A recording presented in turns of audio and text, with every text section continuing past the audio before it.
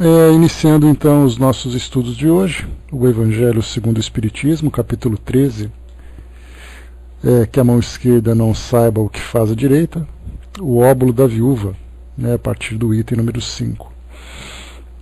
Essa última mensagem que nós ouvimos, não sei se vocês tiveram oportunidade de prestar atenção nela, que às vezes na correria do nosso dia a dia fica meio difícil, O nome dela é a Rogativa Reajustada, e ela traz para nós uma mensagem muito profunda que diz respeito a diversas situações da nossa vida, inclusive relacionadas ao tema que nós vamos estudar hoje, que é exatamente a questão do exercício da caridade da nossa parte.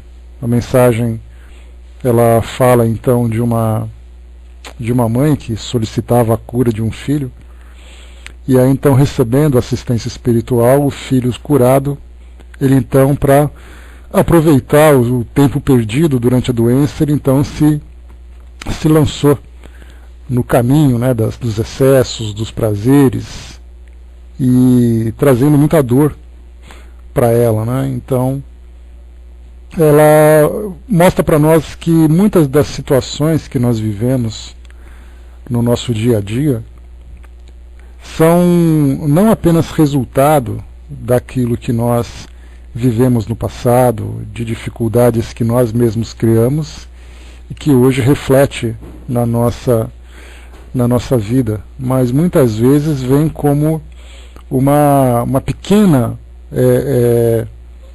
limitação, uma pequena restrição necessária a todos nós, exatamente para que a gente não se desvie daquele caminho do crescimento que nós temos que trilhar. Como nós temos estudado nesses últimos dias, falando exatamente sobre crescimento espiritual, evolução espiritual, nós vemos que ela sempre se dá de uma forma dolorosa, pelo fato de nós temos que sacrificar muita coisa daquilo que nós gostaríamos de vivenciar em nome desse equilíbrio, em nome dessa retidão. Então as lutas que nós travamos hoje, para muitos de nós, vêm exatamente como uma forma de nos ocuparmos. Porque, como a gente lembra de aquele ditado popular que diz que cabeça vazia é oficina do diabo, Então, para muitos de nós, as dificuldades que nós vivemos vêm exatamente para poder fazer com que nós nos concentremos nos esforços necessários para o nosso crescimento. Porque, pela forma como nós vivemos hoje, nesse estágio evolutivo, qualquer facilidade ela é mal aproveitada. Então seria assim, o que seria de muitos de nós se por acaso fritura e chocolate não fizessem mal à saúde?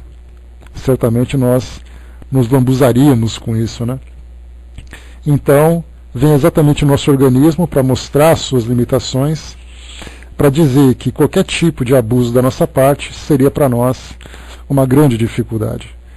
Então, por isso, quando se fala das provas e das expiações que nós estamos vivendo, elas vêm exatamente como um sinal de alerta, para que nós concentremos os nossos esforços por uma vida produtiva, E fazendo agora uma comparação para aquilo que nós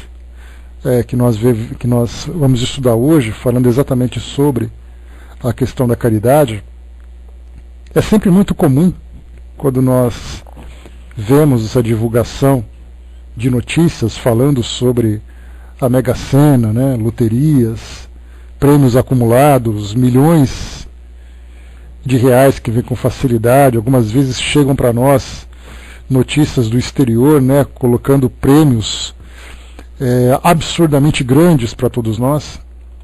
E aí então fazemos nossos planos.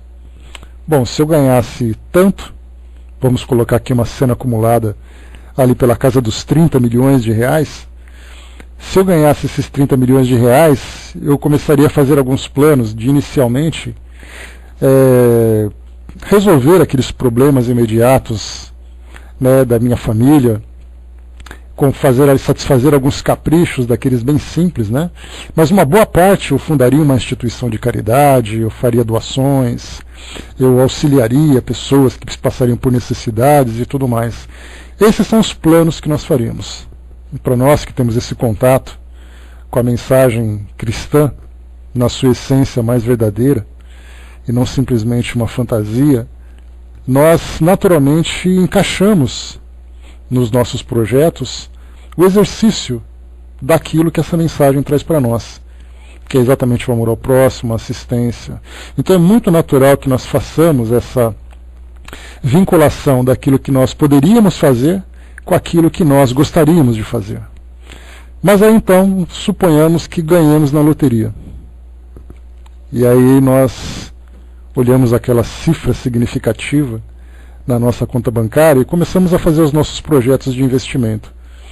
E aí então vem a pergunta, qual seria o grau de fidelidade que nós teríamos se por acaso nós ganhássemos de fato?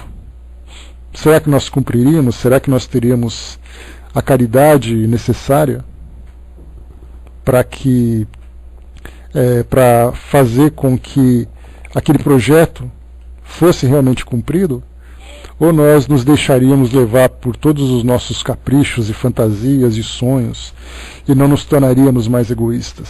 Claro que eu não estou aqui rogando praga para ninguém ganhar na loteria. Ganhem na loteria e sejam felizes, né? Mas o problema é que a felicidade para nós ela ainda é bastante atrapalhada, né? Ela é bastante confusa. Por isso, muitos de nós têm no nosso planejamento reencarnatório exatamente uma vida de trabalho, uma vida de esforço, uma vida em que nós temos que conquistar dia após dia o nosso sustento, temos que suar para trabalhar, porque de acordo com essa mensagem que nós ouvimos então aqui no início, mostra exatamente isso. Para muitos, a saúde em várias esferas da nossa vivência, ela não é algo que seria para nós positivo. Então nós falamos na saúde física. Para muitos a saúde física seria, entre aspas, né, usando aquela expressão popular, seria o caminho da perdição. Porque então eu poderia fazer tudo aquilo que eu quero, eu teria liberdade de ir e vir, liberdade de fazer e acontecer. Pelo fato de nós termos ainda valores distorcidos, ou valores ainda não compreendidos, nós utilizaríamos então essa liberdade para exatamente vivenciar aquilo que é chamado de libertinagem. Prazeres, futilidades, caprichos. Para outros, a saúde financeira seria um grande problema, porque teria exatamente aquilo que precisa e simplesmente para satisfazer os seus próprios caprichos. Aí viria então o orgulho, a vaidade, o egoísmo. Para outros tem a saúde social, uma pessoa muito bem relacionada, uma pessoa com amigos, uma pessoa muito bem querida por todos, e aí então poderia fazer com que o excesso de vaidade, muitas vezes o excesso de influência, caprichos também seriam satisfeitos. Então a gente lembra que no mundo como o nosso, onde provas e expiações ainda fazem parte do nosso planejamento reencarnatório, mostra exatamente isso. Nós não temos ainda a capacidade de desfrutar de uma liberdade plena, de uma saúde plena e absoluta. Não porque nós somos doentes, mas muitas vezes, doentes em todas essas esferas, mas muitas vezes porque a doença para nós ainda é necessária, como um sinal de alerta, como sendo para nós um limite para essas nossas ações. Por isso então, o significado dela para nós também diz respeito àquilo que nós vamos estudar hoje sobre o exercício da caridade. Porque nós ainda precisamos primeiro, né, como vários outros conceitos, entender o seu real significado. Entender o significado do que é o amor. Para nós o amor se confunde com paixão, se confunde com posses, se confunde com caprichos, se confunde com apego, com dependência, né? Então aquele amor universal, aquele amor incondicional, embora ele tenha sido exemplificado para nós, a vivência dele da nossa parte ainda é muito difícil. Então ele foi exemplificado na sua expressão máxima, com a presença de Jesus e com outros missionários que também demonstraram a prática verdadeira desse sentimento. E se não foi de uma forma plena, ainda que de uma forma incompleta, nós tivemos grandes exemplos, grandes modelos que podem nos inspirar de alguma forma para essa prática. E aí então, além do amor, nós temos também, como a gente sempre comenta, a felicidade. A felicidade confundida com conforto, confundida com satisfação, sempre tendo como objeto de ação alguma coisa que está fora de nós. Então eu sou feliz porque eu tenho pessoas do meu lado, eu sou feliz porque eu tenho tal coisa, eu sou feliz porque eu consegui alcançar aquilo que eu queria, mas dentro de mim a felicidade ainda não se estabeleceu. Exatamente porque eu ainda não consegui me desvincular desses objetos que são, podemos dizer assim, acessórios no sentido de proporcionar felicidade. Então nós chamamos o conforto, nos chamamos a segurança, a estabilidade de felicidade. Mas a partir do momento em que essa estabilidade deixa de existir, a felicidade também desaparece. Então, esse é um conceito também que nós temos dificuldade de compreender, até porque, na própria mensagem do Evangelho, a felicidade não é deste mundo. E quando nós estudamos isso de uma forma mais profunda, nós conseguimos entender exatamente porque nós não conseguimos ainda viver essa tranquilidade de espírito, porque todos nós ainda, de alguma forma, vivemos desequilibradamente. Nós buscamos sempre aqueles estímulos imediatos, aqueles prazeres imediatos, que então, pelo fato de buscarmos isso na nossa vida, jamais conseguiremos alcançar esse equilíbrio interior, esse equilíbrio íntimo. Então, para nós, vem a título de teoria o exemplo que é passado para nós, mas na prática nós ainda não conseguimos vivenciar. Felizmente, as conquistas que nós vamos alcançando nesse campo da elevação espiritual, elas são pequenas, mas são graduais e são constantes. Cada dia a gente conquista uma coisa a mais, cada dia a gente aprende, seja pelo amor, seja pela dor, como diz na nossa mensagem. Então, mas a gente sempre está alcançando alguma coisa a mais, sempre está alcançando, dando um pequeno passo, adiante daquilo que nós estamos fazendo. Então, além do amor, além da felicidade, nós temos também a própria caridade, que também é um outro tipo de conceito que para nós ainda não é bem compreendido. Embora, como foi dito, como eu disse agora há pouco, a gente sempre dá um passo pequeno em direção ao progresso. Então a gente sempre faz alguma coisa a mais num dia, faz um pouco a mais no outro, mas sempre com as nossas limitações, com as nossas restrições. Então, nesse caso, esse capítulo ele é extremamente importante, porque ele vai sempre trazer para nós os diversos aspectos do exercício desse sentimento. Porque a caridade ela é vista hoje como uma obrigação, algo que deve fazer parte dos nossos compromissos, sendo que, na verdade, a caridade deve ser entendida como um sentimento natural.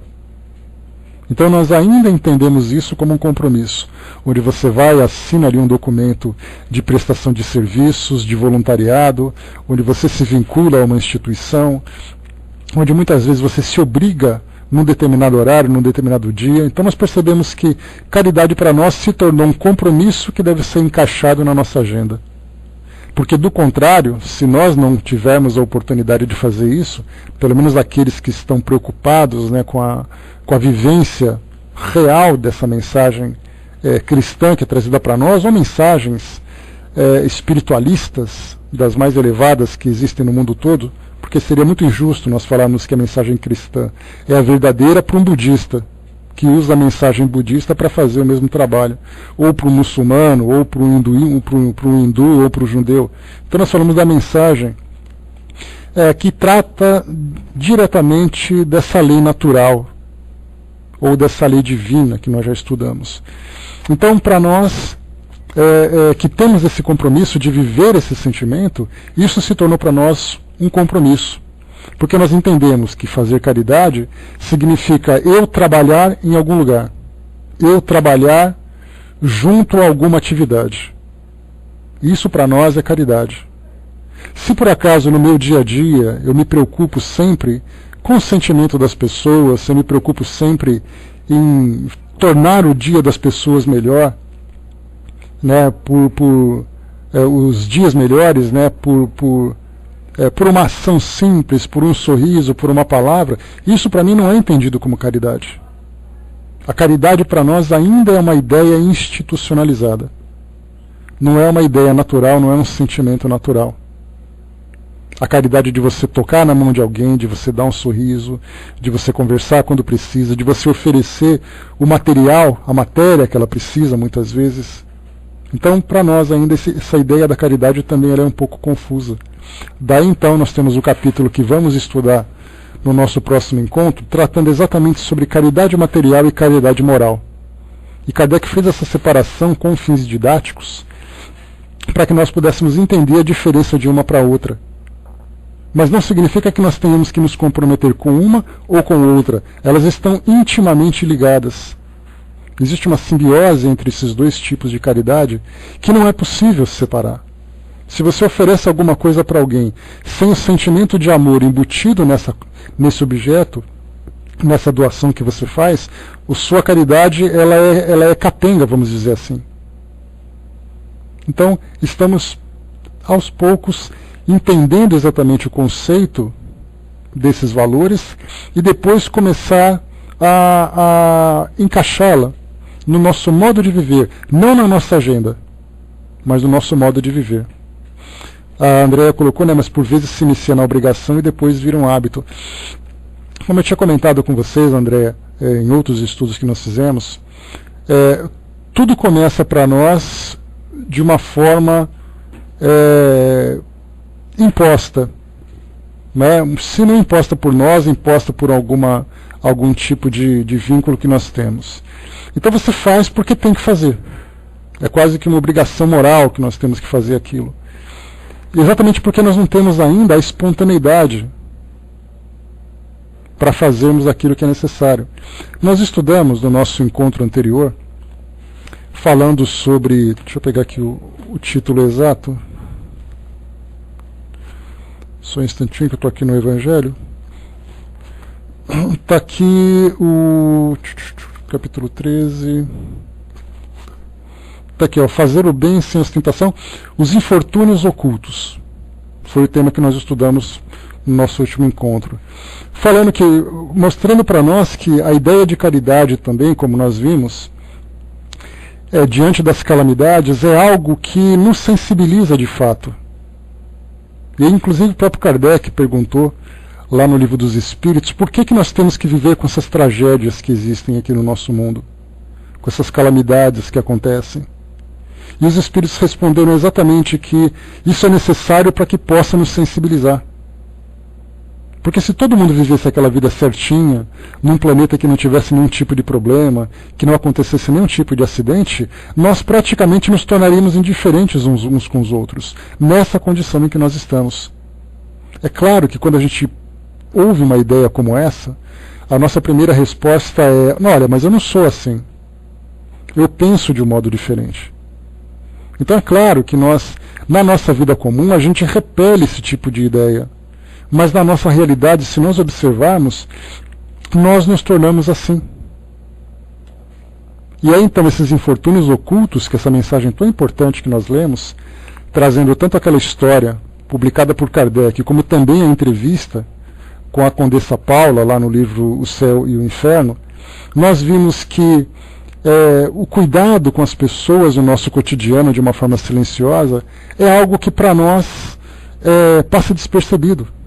Essa preocupação para nós não existe tanto comparado com uma grande tragédia.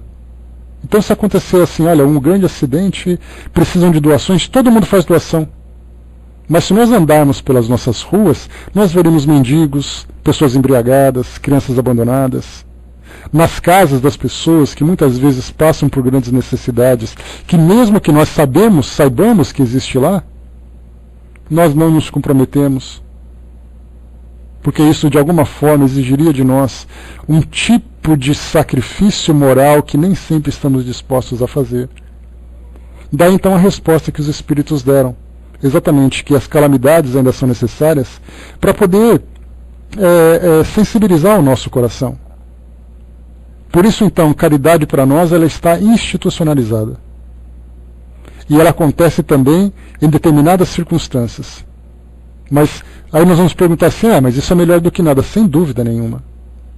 Como os Espíritos disseram, todas essas situações são necessárias para nos sensibilizarem. Mas a partir do momento em que nós conseguimos absorver essa lição, conseguimos entender essa mensagem e a incorporamos no nosso modo de viver, e se o mundo todo conseguisse crescer dessa forma, nós veríamos que nós não viveríamos mais num mundo de provas e expiações como esse.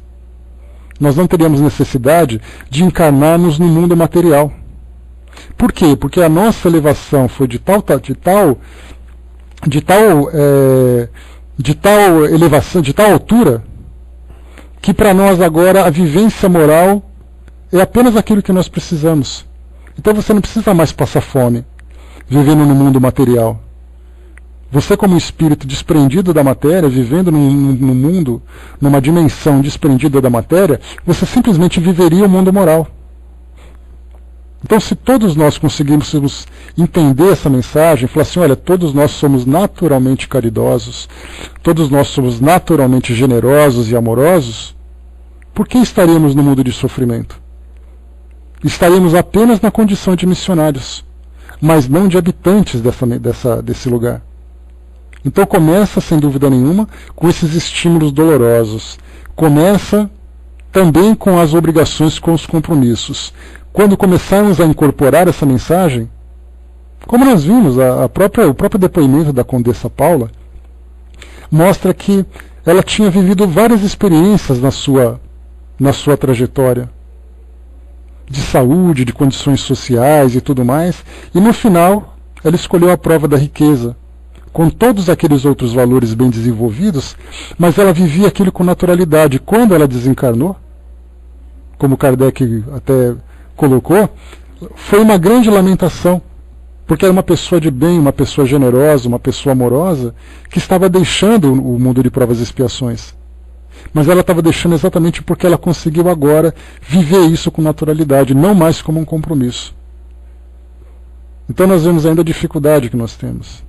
E nesse processo de entendimento também do que vem a ser o exercício da caridade, a Miriam colocou lá em cima, e onde divulgamos o que fazemos por vaidade ainda. É não apenas entender o que fazemos, mas nos preocuparmos também no modo como fazemos. Porque esse modo de fazer as coisas não tira o mérito da ação diante daquele que recebe, mas acaba enfraquecendo o desenvolvimento desse tipo de valor dentro de nós. Então, como vai ser colocado, a gente percebe que muitas vezes nós fazemos aquilo com uma certa vaidade, fazemos aquilo com uma certa prepotência, dependendo do nosso estado, da nossa condição social, da nossa ideia, diante de um trabalho como esse. O nosso trabalho não tem valor. Por isso que o título do capítulo que nós estamos estudando é que a mão esquerda não sabe o que faz a direita. Então a esquerda não saber o que a outra faz é fazer com discrição, é fazer no silêncio, é fazer com simplicidade, com humildade e tudo mais. Então, ao fazermos isso, uma mão fica sabendo o que a outra faz, ou nós fazemos publicidade daquilo que nós estamos trabalhando em benefício de alguém. Como diz na mensagem de Jesus no Evangelho, ele diz que nós já recebemos a nossa recompensa, que era exatamente a autopromoção. Você quer se tornar importante diante das pessoas por aquilo que você fez? Então parabéns, você se tornou importante, mas é só isso que você vai ter. Então, muito bem, do nosso lado, isso acaba perdendo um pouco do valor exatamente pela importância de todos as virtudes que são necessárias para a boa prática desse tipo de ação. Então nós perdemos um pouco do valor. Mas para aquele que recebe, sem dúvida nenhuma, ele vai ter uma grande assistência. Então a caridade ela nunca é desperdiçada. Ela pode ser melhor aproveitada. E lembrando também que nesses infortúnios ocultos, como a gente viu na mensagem da semana, no encontro anterior, mostra que dependendo da forma como nós fazemos a caridade, nós machucamos muito mais do que ajudamos. principalmente machucamos moralmente as pessoas. Porque nós pensamos assim, bom, mas ele está passando fome. Eu dei um pedaço de pão para ele, de que forma que eu poderia machucá-lo? Fazendo com que ele se sentisse uma pessoa desprezada, ou uma pessoa desprezível, ou aquele pobre coitado. Porque nós imaginamos que somente nós temos o nosso orgulho. Aquele orgulho da gente se sentir uma pessoa importante, uma pessoa reconhecida, uma pessoa estabelecida, e aquele pobre miserável que vive na rua. Muitas vezes nós nos esquecemos que ele também tem orgulho. Ele não queria estar naquela condição. E cada vez que ele é destratado, diante daquilo que ele está vivenciando, faz com que ele se sinta pior do que ele já está. Exatamente, embaixador. Muito mais, né? A martelada dói menos do que machucar o espírito. Então a gente lembra sempre que o modo do exercício da caridade, ele é algo que para nós ainda não foi bem compreendido, exatamente porque para nós caridade diz respeito ainda à caridade material, à caridade institucional. E a caridade moral, a caridade espiritual, essa caridade nós estamos ainda gradualmente aprendendo. Porque sem dúvida nenhuma nós gostamos muito de sentir o efeito da bondade. Tanto é assim que quando nós estamos perto de uma pessoa generosa, uma pessoa bondosa, dá para nós aquele prazer que muitas vezes é indescritível. Quantas e quantas vezes eu ouvi depoimentos de pessoas que na época em que o Chico Xavier se encontrava ainda encarnado, pessoas que iam visitá-lo e as pessoas choravam, simplesmente por estar em contato com ele.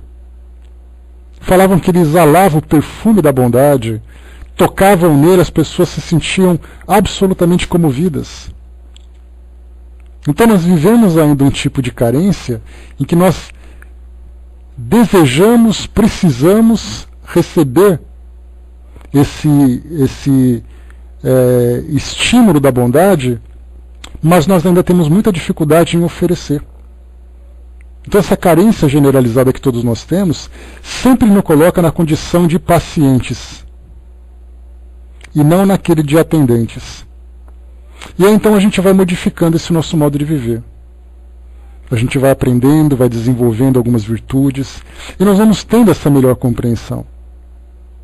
Então são ações ainda muito tímidas no sentido moral, não no sentido material. Porque no material nós percebemos que existe uma generosidade mundial. Todo mundo de alguma forma já contribuiu com alguma coisa. Já contribuiu com uma doação, já contribuiu com, sei lá, participando materialmente de algum tipo de campanha. Mas moralmente nós ainda temos uma grande timidez.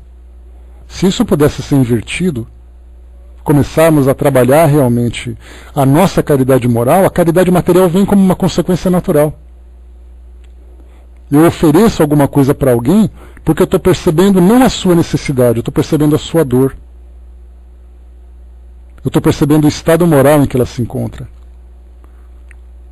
Então começa com o material para chegar no moral. Da mesma forma que nós temos, né, aquele ensinamento que diz que inicialmente nós nos desenvolvemos intelectualmente para depois nos desenvolvermos moralmente. Então são processos pedagógicos, né, e essa pedagogia divina ela é muito verdadeira para nós porque ela faz com que nós aprendamos com aquilo que nós fazemos de positivo e que nós corrijamos pela força aquilo que nós fazemos de negativo. Ou seja, a aplicação absoluta da lei de causa e efeito. Então essa pedagogia vai desenvolvendo em nós esses valores.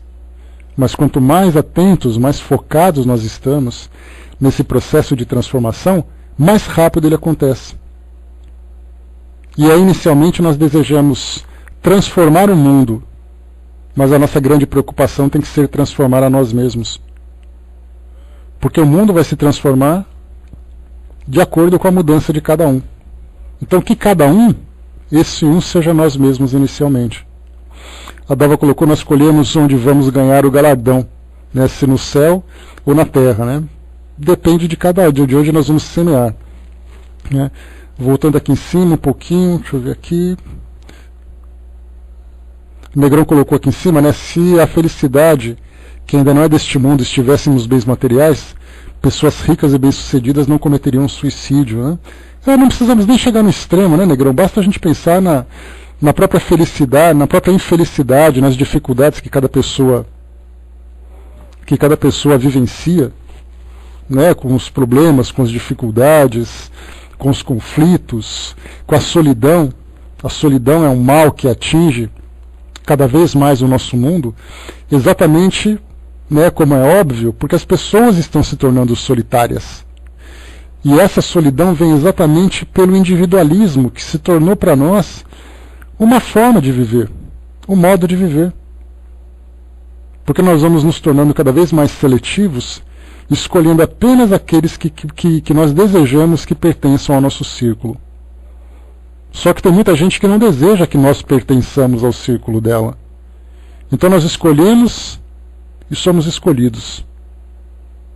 E muitas vezes nós percebemos que nós escolhemos muita gente e pouca gente nos escolhe. E aí então naturalmente nós vamos nos sentindo cada vez mais distantes dessa convivência social. E isso faz parte do modo como o mundo está vivendo hoje. Nós temos hoje grandes preocupações materiais, insegurança, temos a tecnologia, temos vários fatores que vão contribuindo para que esse modo de viver se torne para nós cada vez mais sólido e, consequentemente, fazendo com que nós soframos cada vez mais. Mas os espíritos sempre lembram, né, que o nosso mundo passa por uma grande transformação moral e nós, naturalmente, estamos sendo estimulados a essa mudança de conduta, apesar desses fatores que ainda nos impedem de vivenciar esse sentimento mais profundo em nós, né, que é exatamente esse sentimento do amor, da fraternidade e tantos outros, né. A Andréa colocou, na lembrei daquela música, né, a paz do mundo começa em mim. Bom, não sei que música que é não, Andréa, mas com certeza a mensagem é muito bela. Que essas músicas que vocês ouvem não é a mesma que eu ouço, né, então já viu que o nosso acervo musical não é muito compatível, né? Do Nando Cordel. Bom, então tá aí a mensagem, né? Pois é, todo mundo conhece, menos eu. Já viu, né? Mas tudo bem. Então vamos lá, pessoal, a gente vai ver aqui agora, como eu falei para vocês, assim, todo desde a mensagem lá de introdução, de harmonização que nós ouvimos até esse nosso bate-papo. Bom dia, professor. Então, desde a mensagem introdutória até agora, nesse nosso bate-papo, a gente tem refletido um pouquinho sobre essas dificuldades que nós observamos hoje no mundo e, consequentemente, observamos também em nós. Mas então, o texto de hoje, ele fala para nós exatamente sobre o óbolo da viúva. Né? O óbolo, a gente lembra, ele é uma contribuição, ele é uma esmola. Né? Até mesmo a palavra esmola, ela é muito dolorosa, porque ela é humilhante. Ela humilha aquele que recebe, se nós percebemos bem. Porque a esmola está relacionada com um pedinte, está relacionado com um pobre, está relacionado com um mendigo. E quando você oferece alguma coisa com o rótulo de esmola, você automaticamente rotula aquela pessoa como mendiga, como pedinte, como uma pobre coitada que precisa de ajuda. Então a gente percebe que a caridade começa inicialmente no sentimento que nos motiva, sentir pena, a mesma coisa. Também somos tudo isso que envolve aquela situação de colocar o outro na condição de necessitado, por mais necessitado que ele seja. Mas dói muito mais ele se sentir como necessitado. E todos nós somos necessitados de alguma forma. Todos nós fazemos os nossos pedidos, todos nós temos as nossas carências. Quem aqui no nosso planeta de provas e expiações não é um necessitado, não é um carente de alguma coisa? Só que o nosso orgulho procura mascarar isso, principalmente quando se trata das questões materiais. Se eu tenho uma vida material estabilizada, então eu não sou coitadinho. Coitadinho é quem precisa. Mas Deus sabe o que se passa no meu coração quando eu não tenho o amor que me satisfaz, quando eu não tenho as companhias que me satisfazem, quando eu não tenho as minhas realizações íntimas. atendidas. Então a gente sempre acha que a necessidade se encontra naquele que vive uma dificuldade material. Então é uma situação que atinge os dois lados. Tanto para nós, o necessitado, como a caridade, os dois pontos estão ligados apenas na ideia da matéria. A gente não pensa que a necessidade se encontra dentro do campo moral e afetivo, como a caridade também deve ser exercida no campo moral e afetivo. Pois é, Dalva, pois é, essa é uma eu não sei se é uma fraqueza, se é uma falha no nosso caráter, ou se isso é uma forma de autodefesa que nós temos. Porque a gente lembra sempre que muitas vezes a gente procura mascarar as nossas dificuldades por processos de fuga. Cada um foge de uma forma. E algumas vezes essa cegueira se torna para nós também uma questão de fuga. Então cada um deve vasculhar dentro de si mesmo para saber qual é a dificuldade que enfrenta diante dessa situação e de que forma que reage também. Né? A Cristalina colocou, bom dia Cristalina, necessidade nem sempre é visível aos olhos. Na verdade, a maior parte das necessidades não são vistas com os olhos, elas são vistas com o coração. Porque quando nós pensamos assim, né, o mundo está miserável, basta a gente ver, não precisa pensar muito, foi o que eu acabei de falar para vocês agora há pouco. A gente olha, por exemplo, num programa jornalístico que passa na televisão, e nós vemos um conflito que existe, deixa eu pegar aqui um lugar, na Síria, onde nós temos ali o Estado Islâmico. Então a gente vai para a África, ali onde existe o Boko Haram, né, aquele grupo de terroristas lá que afetam as famílias, violam as mulheres e as crianças, assassinam pessoas e tudo mais. Então a gente vê esses dois fatos na televisão e a gente pensa assim, né, quanta miséria que essas pessoas estão vivendo. E a gente olha casas destruídas, roupas sujas, pessoas que não têm o que comer. É a nossa visão. A casa, a comida e a roupa. Mas será que a gente consegue imaginar o que se passa no coração dessas pessoas? O desespero que elas estão vivendo? De que forma que elas são afetadas emocionalmente, psicologicamente, e muitas vezes esse tipo de lesão que é provocado vai se arrastar com elas durante várias encarnações? Mas a gente observa exatamente a fome, a miséria e a violência. A gente não pensa naquilo que afeta as pessoas. Eu assisti a um documentário. Bom dia, pessoal que chegou. Abraço, Alves. Eu assisti a um documentário há um tempo atrás. Um tempo atrás não, já há bastante tempo. Eu até tenho esse documentário. Ele chama A Cor da Guerra. É um documentário, naturalmente, que fala sobre a Segunda Guerra Mundial. E dos vários e vários documentários que eu tenho sobre esse tema. Uns falam de estratégias, outros falam sobre material bélico, outros falam sobre os conflitos propriamente. E esse A Cor da Guerra, ele é um documentário que ele traz uma coletânea de depoimento de pessoas que viveram a Segunda Guerra Mundial. Então não eram livros de histórias, eram diários, eram depoimentos. E as pessoas iam contando o que elas viviam naquele momento da guerra. E a gente podia perceber nas palavras a dor que elas sentiam. A dor que ia muito mais do que bomba caindo, a dor muito mais do que edificações destruídas, a dor de mutilações por causa de guerras, a dor que as pessoas tinham da perda de um ente querido, da perda da esperança, do medo, do desespero. Então é isso que nós não vemos nas pessoas hoje que passa. E esse tipo de sensibilidade, ela se desenvolve quando ela chega no nosso coração. Porque aí então nós olhamos as pessoas não pela aparência dela, porque nós procuramos sempre satisfazer a aparência.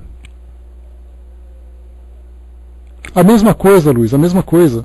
Aqui em São Paulo nós temos a famosa Cracolândia, que na verdade não é um lugar fixo, né, mas é um lugar nômade, as pessoas vão mudando de um lugar para outro aqui em São Paulo, que são usuários de drogas. A primeira coisa que se pensa é, aquele indivíduo é um usuário de droga. Se nós dermos um remédio para ele, ele vai ser curado. Ou então nós vamos numa penitenciária. Você olha na penitenciária e você vê criminosos. E aí, inevitavelmente, né, como eu sempre cito para vocês, tem aquele depoimento, né, de uma certa vez que o Chico Xavier esteve aqui em São Paulo, visitando a casa de detenção, a antiga casa de detenção, que já foi demolida, né, já há bastante tempo. E aí o Chico visitou a instituição, realizou ali um trabalho social, e depois na volta as pessoas ficavam preocupadas, né, mas Chico, você viu muitos obsessores lá dentro? E ele respondeu, vi. Ele respondeu, vi. Mas eu vi também muita mãe chorando. Muita mãe desencarnada chorando por verem seus filhos presos, por verem seus filhos terem suas vidas perdidas diante daquela experiência que eles estavam vivendo. Então nós percebemos que essa questão da necessidade moral e da caridade material é algo que ainda nós não conseguimos perceber. Porque nós pensamos assim, campanha do quilo, campanha do agasalho, campanha do leitinho. Não é leitinho não, né? Do leite em pó. Estou fazendo merchandising. Né? Então, campanha do calçado, campanha da água, do remédio, campanhas e mais campanhas, mas a gente nunca vê campanha do amor. Teve até uma campanha aqui em São Paulo, e em outras cidades também, que as pessoas seguravam placas na rua dizendo assim, posso te dar um abraço? E aí, então eles nas calçadas da Avenida Paulista, né, que é uma grande referência aqui em São Paulo, as pessoas olhavam estranho, como assim uma pessoa me oferecendo um abraço? Como é que eu vou abraçar um estranho? Como é que eu vou abraçar um indivíduo que eu nem conheço? E algumas pessoas simplesmente se deixavam levar. E provavelmente, né, claro que esses trabalhadores dessa campanha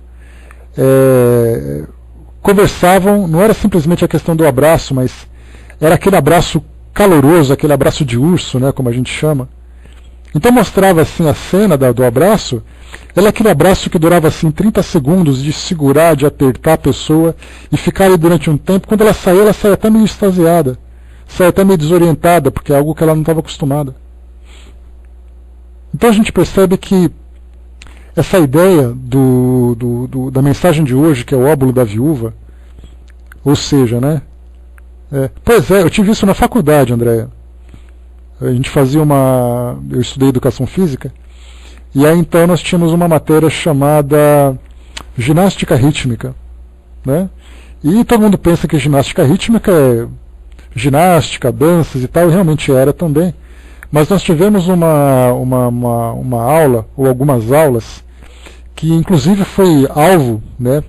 Foi alvo, o GRD também, né, que foi alvo, teve como objeto de estudo aquele livro que eu falei para vocês, Caridade Essencial. Já comentei algumas vezes sobre ele aqui também. Né? Então fala sobre as várias formas de carícia essencial, não caridade, né? Então esse livro Carícia Essencial, ele fala muito sobre essa questão dos sentimentos. E então nessa aula a gente teve o contato físico entre os alunos, né, de você tocar na mão das pessoas, tocar no rosto das pessoas, abraçar as pessoas. E era algo que inicialmente criava uma certa resistência. Porque nós não estávamos acostumados a você se expor para ter um contato natural com outras pessoas. A gente sempre tinha contato ou por algum tipo de interesse ou de acordo com uma seleção. Então nós percebemos que quando hoje temos grupos de assistência que vão a creches, que vão a casa de idosos, que vão a orfanatos, que vão até mesmo a presídios, porque nós temos grupos assistenciais de várias religiões que vão até esses locais, campanhas públicas nas ruas, né, como campanhas da sopa, campanhas do agasalho, enfim, temos várias e várias. É muito raro nós vemos as pessoas abraçando o outro, tendo contato físico com elas. E muitas vezes você oferece um pacote de alguma coisa que você oferece, que ela precisa, e em seguida você dá um abraço, ela vai se lembrar durante muito tempo, muito mais do abraço do que ela recebeu. Então essa carícia essencial, que nós temos desse livro, que eu recomendo para vocês, né, para quem gosta de uma boa leitura, para quem gosta de pensar sobre tudo isso, vale a pena. Né, que vai entender exatamente assim que nós, seres humanos, temos uma carência fundamental, que é a carência do afeto, é a carência da atenção. E ela só é satisfeita quando nós nos abrimos a isso. Porque a caridade material, você oferece com a mão e o outro pega com a mão. Você não precisa nem olhar para o rosto dela. Mas a caridade moral é o contato dos olhos, é o contato dos sentimentos, é o contato de almas. E isso é algo que para nós ainda está muito distante. Como eu falei para vocês, muitas vezes não é por intenção, mas é por uma consequência natural daquilo que a gente vive. A correria, a preocupação, as nossas próprias carências, né? Porque aquele que muitas vezes precisa receber, se esquece que tem alguma coisa para oferecer. Né? O Hermes colocou na campanha do sorriso, essa eu nunca vi, né? Eu costumo dizer que um sorriso e um bom dia, quando bem direcionado, para mim é um passe energético. Não, sem dúvida nenhuma. Sem dúvida. Um bom dia sorridente é aquela palavra, né? Como a gente lembra, né? Como o Chico, como foi publicado num livro sobre o Chico, que certa vez uma senhora não satisfeita com o atendimento que ela recebeu, ela começou então a proferir, como se diz na linguagem erudita, né, proferir impropérios, para não dizer falar palavrão, né? E aí então Emmanuel chamou o Chico e falou assim: olha para trás e veja a energia impregnada nas palavras dela. E aí então via aquela energia pesada, aquela energia escura nas palavras. Então a gente vê assim que são situações e gestos simples que carregam uma carga energética de grande peso, tanto para o bem como para a falta do bem. André colocou, né, quando ela faz esse exercício na aula de Tai Chi, também no início, há um pouco de timidez, né? Sem dúvida, a gente não está acostumado a isso. Até porque o contato físico para nós, ele é ainda algo muito relacionado entre estranhos em especial, algo relacionado com sensualidade, com interesse. Eu até me lembro que nessa aula da faculdade ainda existia aquela ideia assim, né, de você abraçar, mas aquele bando de jovens, né, começo ali saindo da adolescência, entrando na juventude, jovens saudáveis, jovens bonitos, de repente se abraçando, começou aquela ideia meio, vamos dizer assim, pecaminosa entre os jovens, né? Mas depois de um certo tempo nós começamos a entender o objetivo do exercício. Aí então aquilo já não fazia mais parte da nossa prática naquele momento. Porque no início é assim. Uma pessoa que te abraça, você fica, pô, mas abraçar aquela pessoa? Como assim? Deixa eu ver aqui, André colocou, né, na casa espírita aqui da Jefa, nas quartas após palestra do Paz, tem a hora do abraço. Eu acho que essa é uma campanha muito bacana, né, para todas as instituições, para fazer com que as pessoas quebrem essa barreira. Quebrem essa barreira de achar que o mundo é o mundo material, que o mundo é o mundo físico, e começar a fazer com que as pessoas vivenciem essa experiência do contato, né, do contato afetivo, do contato moral com as pessoas. Né, de repente fica até uma sugestão, né, de campanhas que vocês podem empreender nos locais onde vocês trabalham, onde vocês atuam, né, onde vocês prestam assistência, sempre muito legal. Sentir isso e fazer com que as pessoas sintam isso também. O Luiz colocou, né, no curso de pós-graduação que fiz sobre dependência química, né, treinamos o abraço, né, também. Exatamente porque a dependência química também tem essa questão, né, tem essa questão da carência afetiva das pessoas. Né? A Fraterna colocou nessa prática que existe nas igrejas católicas, né, há muitos anos. Né? É sempre bacana. Eu lembro, Fraterna, quando eu frequentava a igreja católica, que era o aperto de mão. Né? Cumprimente a pessoa do seu lado e coisa e tal. Né? Então, quando isso é bem praticado, sem dúvida nenhuma, traz um efeito muito positivo. O Gilson colocou, na caridade com ternura só é possível com empatia, né, com colocar-se no lugar do outro. Né? Então é isso que a gente precisa começar a trabalhar. Bom, vamos lá, deixa eu ler para vocês aqui a mensagem, senão a gente vai ficar batendo papo e a gente se esquece, né? O Hermes lembrou ali, né? Se ao pegar na roupa de Jesus aquela mulher se curou, imagine abraçar, né? Quanta energia se pode trocar. Pois é. É aquela história também que eu comentei agora há pouco, Hermes, do Chico, né? De pessoas que visitavam Uberaba e pegavam na mão do Chico, né? Teve até uma amiga nossa que foi lá e ela disse que pegou na mão do Chico e começou a chorar, não conseguia falar nada. Imagina se ela tivesse recebido um abraço dele, acho que ela desmaiava, né? Se tocar na mão dele já provocou esse efeito, imagina um abraço, né? Que faria, né? E a gente pode imaginar exatamente isso, né? O poder do afeto, né? O poder do amor, como ele é vivenciado. Vamos lá então. O nosso estudo de hoje, eu vou ler aqui o texto, não diretamente do Evangelho, porque aqui Kardec separou para nós uma mensagem que foi publicada em 2 livros do Evangelho, o livro de Marcos e o livro de Lucas, mas que na verdade tem o mesmo conteúdo.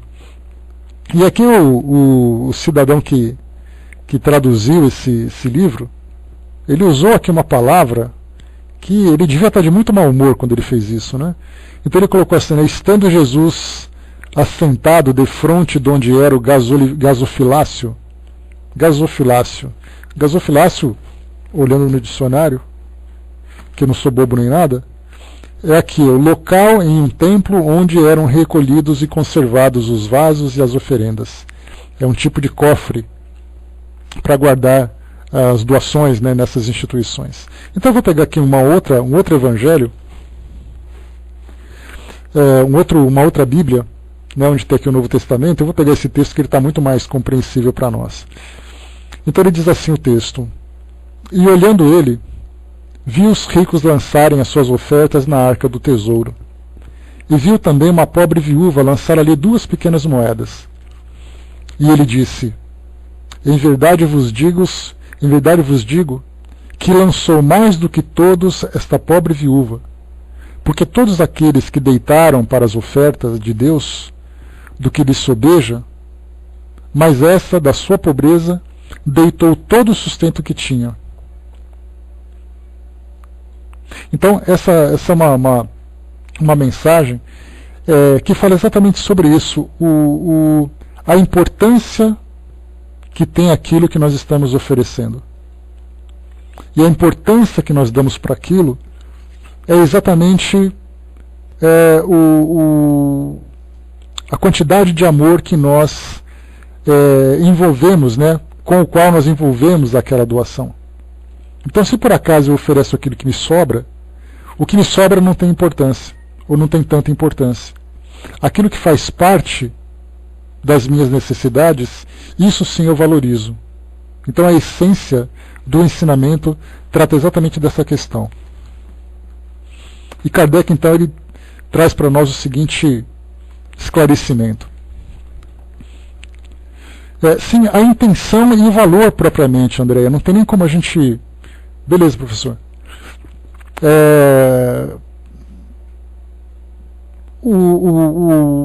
A intenção, aquela frase que fala, né, de intenção o inferno está cheio, né, como diz o ditado popular.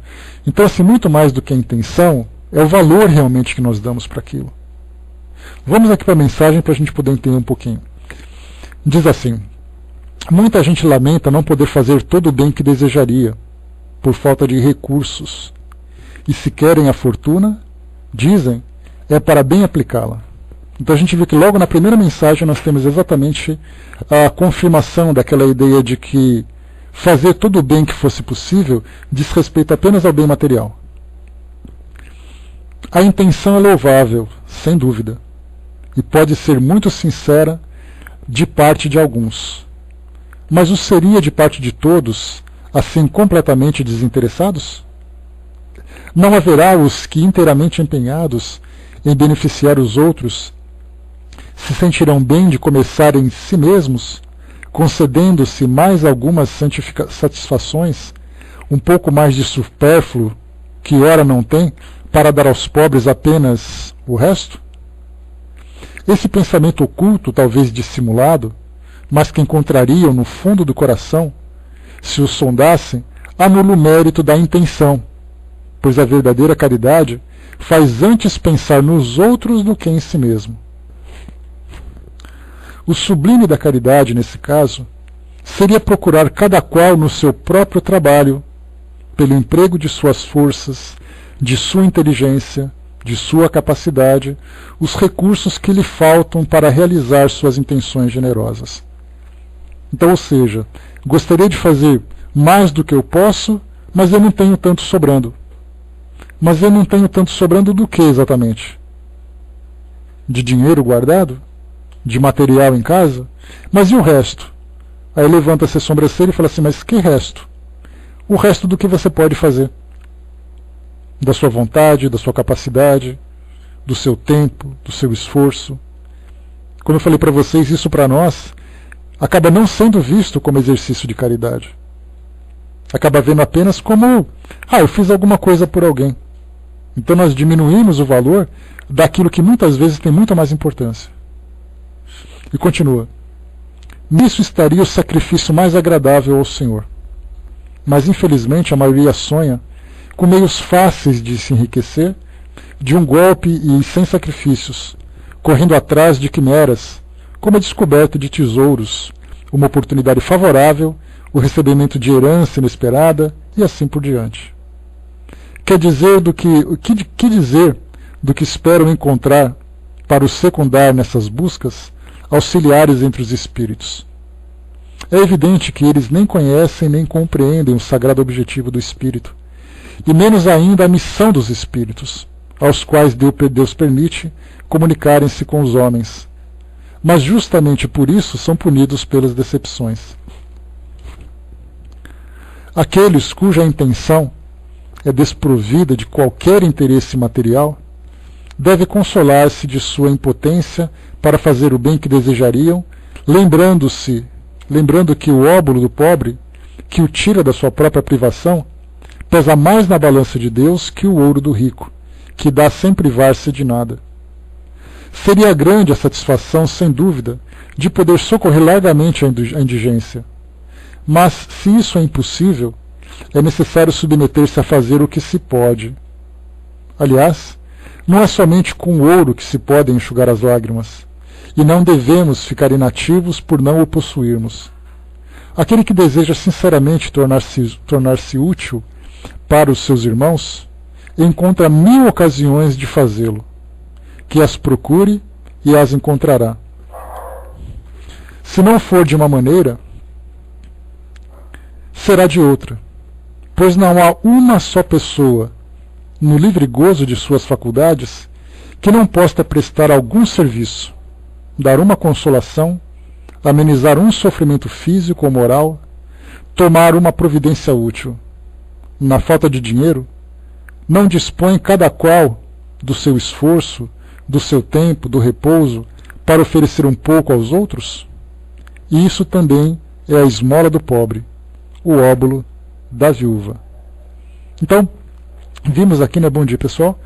Vimos aqui, então, nessa mensagem, exatamente essa reflexão.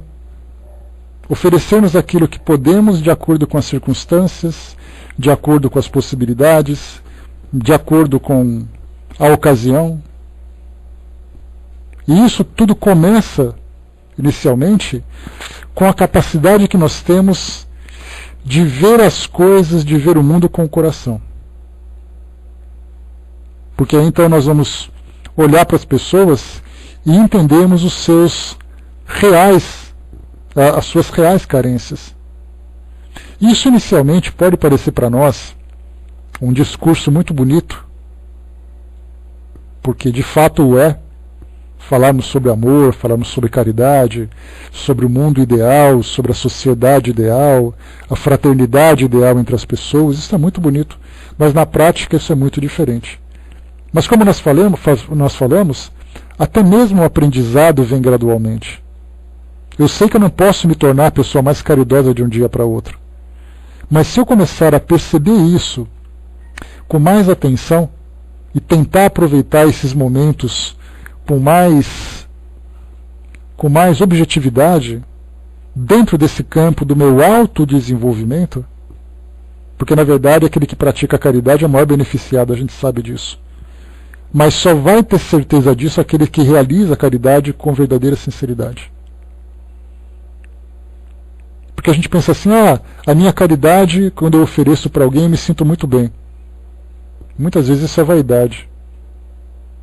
Porque aquela posição para ele traz um certo status, traz uma certa paz de consciência por estar fazendo alguma coisa. Mas a gente pode, mesmo nessa situação, olharmos as coisas com o coração. Aí sim nós vamos aproveitar ao máximo e vamos perceber que no momento em que nós oferecemos alguma coisa para alguém, e oferecemos um pedaço de nós, nós recebemos muito mais. Seja pela gratidão, seja muitas vezes pela satisfação silenciosa de perceber que aquela dor foi aliviada. Então nós somos os maiores beneficiados, porque nós estamos sendo constantemente alimentados com esse sentimento de amor que está em atividade. Não é aquele recurso guardado, um dinheiro guardado. É um dinheiro em movimento produzindo. Os nossos sentimentos também são assim. Um sentimento guardado ele é improdutivo. Quando nós compartilhamos sentimentos, aí sim nós percebemos que o amor em ação provoca em nós esse efeito, que ainda está muito longe da nossa compreensão. Eu vou passar para o Hermes, que ele vai trazer um depoimento para nós aqui, e daqui a pouquinho então a gente volta para concluir aqui o nosso raciocínio. Tá? Então vai lá com você, professor. Mas eu trabalhava no serviço de busca e salvamento da Força Aérea Brasileira, só faz anos. E nós tirávamos do serviço 24 horas, algumas vezes. Ficávamos algumas vezes de noite. Tinha as escalas, ficávamos de plantão. E nesse plantão sempre se trazia, vinha lá do rancho, umas caixinhas, uma sacolinha, melhor dizendo, que vinham sanduíches, vinha um ovo cozido, vinha uma banana, iogurte, para que pudéssemos passar a noite. Muitas vezes em claro, outras vezes, quando não havia necessidade, nós ficávamos dormindo, mas com 4, 5 telefones presos aos nossos ouvidos. Né? E então, uma ocasião que ficou marcado na minha vida é que eu não havia comido as 2 sacolinhas que vieram para mim. E o companheiro da noite anterior também não tinha comido, estava na geladeira. Resumindo, tinha 5 sacolinhas de plásticos transparentes com assim, mantimentos, sanduíche, essas coisas todas. Obviamente eu ia levar para casa. Mas, portanto, não por necessidade, mas eu não vou jogar fora aquele alimento, eu levo para casa com 3 filhos. A gente come aquilo lá em casa numa boa. Eu não sou vaidoso nesse sentido, nem em outros sentidos também eu costumo não ser. Mas aí eu saí do serviço, eu saía meio-dia. Era 12:30, eu estava na rua, dentro do ônibus. Eu ia de ônibus para casa.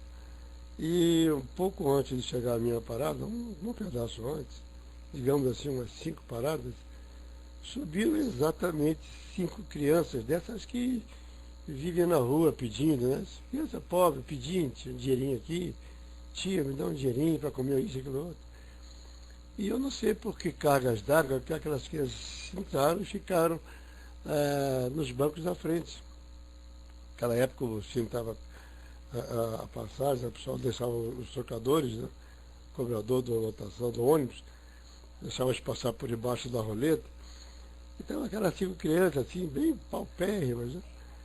E eu não sei o que deu em mim, que tocou. Eu digo, por que eu vou levar para casa esses sacolinhas de sanduíche, de comida, de alimentos, se eu posso dar para essas crianças? Aquilo pensou, quer dizer, alguma coisa tocou na minha consciência. E eu pensei, poxa, eu vou ter que dar para essas crianças esse negócio. Dar para essas crianças. Mas aí que veio, não sabe a mão esquerda o que faz a mão direita.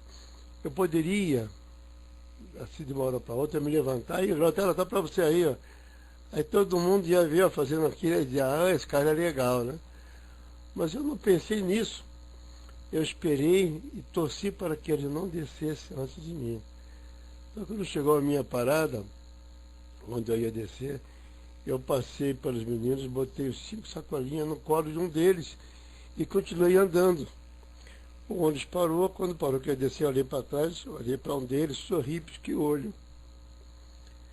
Aí que vem aquela coisa boa. Eu desci do ônibus, gente, eu ia caminhando até a minha casa, eu não caminhava, eu simplesmente flutuava. E quando eu conto assim, esse fato, não é muitas vezes que eu conto, mas até hoje eu tenho uma certa emoção. E me lembrei que não sabe a mão esquerda o que faz a mão direita. Eu poderia, né, aquele que quer fazer aquela espécie de uma falsa caridade, levantava e ia lá que para todo mundo aí, todo mundo ia me ver, enchia aquela de glória. Eu passei silenciosamente, botei no colo do garoto, sem que ninguém percebesse. E saí andando e vi que o vizinho estava rindo para mim. Poxa, isso aí foi um exemplo típico do não saiba a mão esquerda o que faz a mão direita. Mas era isso, obrigado pela oportunidade de eu narrar esse fato. Estou emocionado. Entra por aí, Macanudo.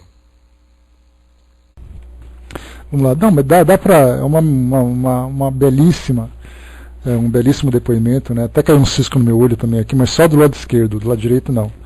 Né? Então, mas muito comovente, muito bacana, né, da gente perceber exatamente o que se sente numa hora dessa.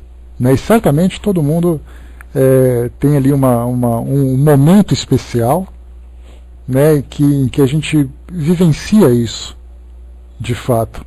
Então por isso que a gente fala que muito mais do que o sentimento, a doação material, o sentimento de amor que a gente vivencia no momento em que se envolve afetivamente com aquilo que se faz, valorizando a pessoa e não simplesmente a necessidade dela, faz com que isso seja uma experiência incomparável, uma experiência única, né, e feliz daqueles que já viveram esse tipo de experiência. Né? Então, a gente vê assim a importância de estudarmos esse tipo de tema, de refletirmos sobre a forma de nós agirmos, né, de percebermos que aquilo que é feito com sacrifício, aquilo que é feito com envolvimento, vale muito mais do que aquilo que é feito de uma forma superficial, de uma forma exterior. Né? Então essa é a nossa mensagem de hoje para as nossas reflexões, para as nossas atividades, para o nosso dia a dia, de um modo geral. Né? Então, ficamos então com a essência daquilo que foi passado. Né? Espero que tenha sido